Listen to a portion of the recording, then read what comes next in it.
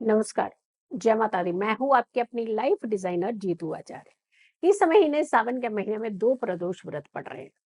पहला प्रदोष व्रत 17 तारीख का है और ये प्रदोष व्रत भी बहुत उत्तम प्रदोष व्रत है, क्योंकि शनि देव के गुरु भगवान शिव, उनका महीना जो चल रहा है, श्रावण का महीना जो चल रहा है, आपकी सारी मनोकामनाएं सिद्ध करने वाला महीना जो चल रहा है, और ऐसे में शनिदेव भी प्रसन्न रहते हैं और साथ के साथ भगवान भोलेनाथ भी प्रसन्न होते हैं।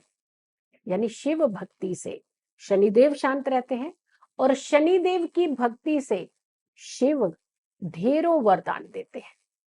तो ये जो मिलन है ना, ये मिलन का जो समय बन रहा है त्रयोदशी तिथि पर श्रावण के महीने में गुरु के साथ शनि का मिलन, तो ये बहुत उत्तम माना जाता है ना। तो हमेशा अच्छी ऊर्जा ही तो निकलती है जब एक अच्छे भाव से किसी का भी अनुष्ठान, पूजा, भक्ति और व्रत किया जाता है, तो उससे लाभ तो ज्यादा मिलते हैं। और खास करके जब हम मेलेफिक प्लेनेट की बात करते हैं कि मेलेफिक प्लेनेट अगर शांत हो जाए, पापी ग्रह की भूमिका दी गई है शनिदेव को, और अगर शनिदेव शांत रहे तो किसी को परेशान नहीं करते हैं। इनफैक्ट कोई भी इनसे परेशान नहीं होता है। लेकिन जिन लोगों की ढैया, साढ़े साती या फिर दृष्टि से शनि का संबंध बन रहा है, तो ऐसे लोगों का मन कहीं ना कहीं विचलित तो जरूर होता है। और वो भी जब तब की बात कर रहे हैं शनि प्रदोष व्रत की, जब शनि वक्रीय चाल में चल रहे हैं। ऑलरेडी शनि की रेट्रो चाल चल रही है, और कहाँ चल रही है? एकादश भाव में, मूल त्रिकोण राशि में।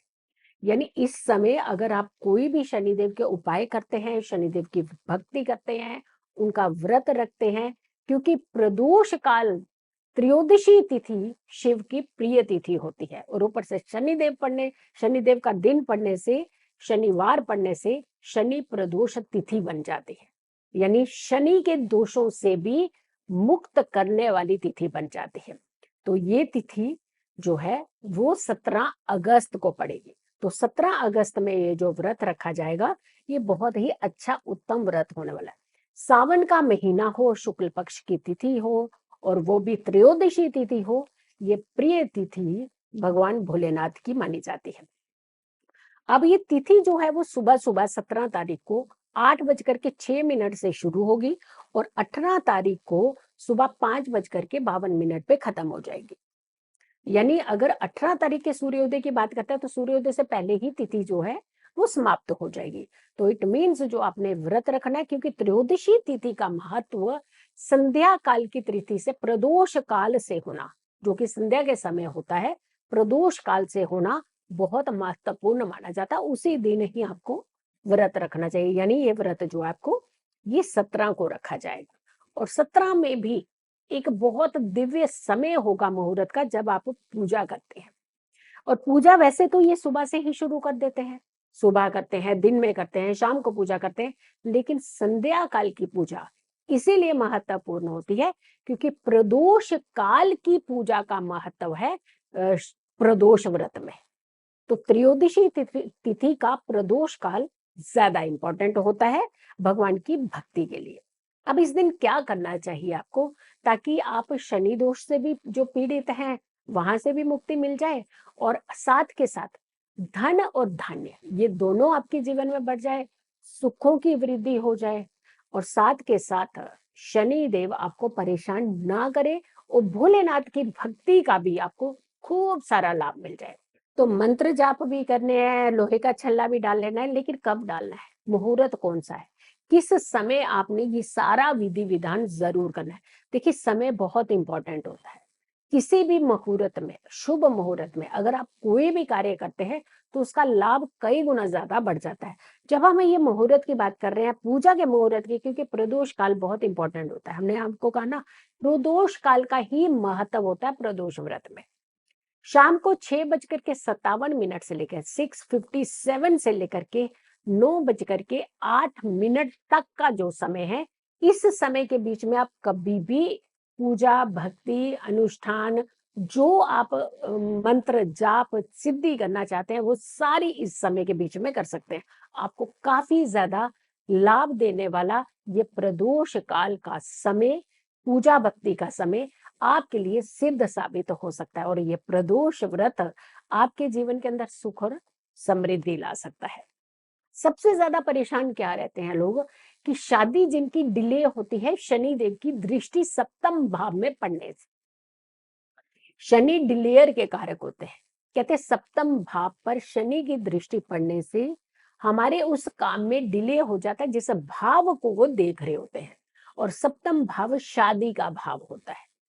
इसीलिए शनि का देखना कहीं ना कहीं आपकी जिंदगी के अंदर बहुत देरी कर देता है शादी में। और ये समय है जब आप उस देरी को जल्दी में कन्वर्ट कर सकते हैं। यानी अगर आपकी शादी में बहुत देरी हो रही है तो ये शनि प्रदोष व्रत आपके लिए बहुत फायदेमंद साबित हो सकता है। और दूसरा, कहते हैं कि अगर शनि देव हमारे लग्न पे प्रभाव डाल दें तो हमारे कामों में अड़चने करने लगते हैं, लग्न पीड़ित कर देते हैं, क्योंकि शनि देव मूल त्रिकोण राशि में यानी एकादश भाव में चल रहे हैं और लग्न में देखेंगे और मेष राशि को देखेंगे तो मेष राशि पर तो इसका इफेक्ट पड़ ही रहा है। और मेष राशि पर नहीं खाली पड़ रहा है, पंचम भाव को भी देख रहे हैं, वहां भी सप्तम दृष्टि से उसका प्रभाव पड़ेगा, तीसरी का भी पड़ रहा है, सप्तम का भी पड़ेगा, तो दशम पे भी पड़ेगा। ये कहने का मतलब ये है कि आपके भावों को अगर शनिदेव पीड़ित कर रहे हैं तो भी आप प्रदोष काल में पूजा भक्ति कर सकते हैं, शनिदेव की आराधना। और इस बार एक नहीं दो दो भक्तियां करनी पड़ेंगी।